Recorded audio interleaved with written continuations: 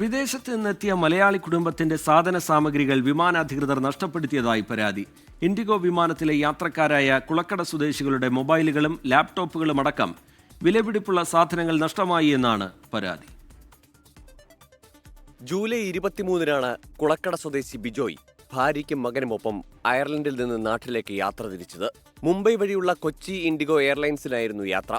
ഡബ്ലിനിൽ നിന്ന് 4 ബാഗേജുകളുമായി പുറപ്പെട്ട കുടുംബത്തിന് മുംബൈയിൽ യാത്ര അവസാനിപ്പിച്ചപ്പോൾ തിരികെ ലഭിച്ചത് 3 ബാഗേജുകൾ മാത്രം. രേഖകളടക്കം വിമാനാധികൃതർക്ക് ബിജോയ് പരാതി നൽകി. ഒടുവിൽ 30-ന് ഇൻഡിഗോ പ്രതിനിധികൾ നേരിട്ട് ബാഗേജ് എത്തിച്ചു.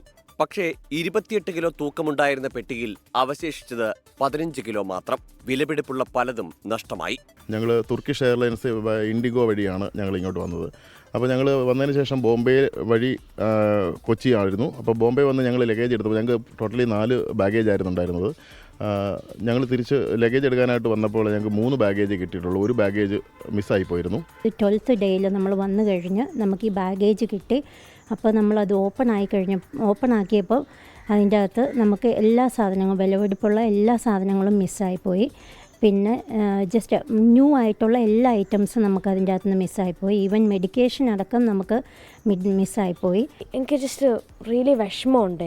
എൻ്റെ മൊബൈലും പിന്നെ നമ്മുടെ എസെൻഷ്യൽ ഐറ്റംസ് എല്ലാം പോയി.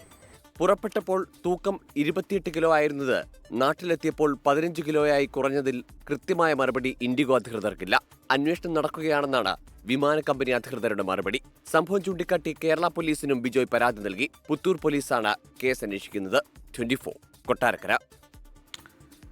ലോകത്തെവിടെയായാലും ഏത് സമയത്തും 24 വാർത്തകളും ഓഗ്മെന്റഡ് റിയാലിറ്റി പാക്കേജുകളും എക്സ്പ്ലെയിനറുകളും വിശദമായി കാണാൻ ഞങ്ങളുടെ യൂട്യൂബ് ചാനൽ നിങ്ങൾക്ക് സബ്സ്ക്രൈബ് ചെയ്യാം.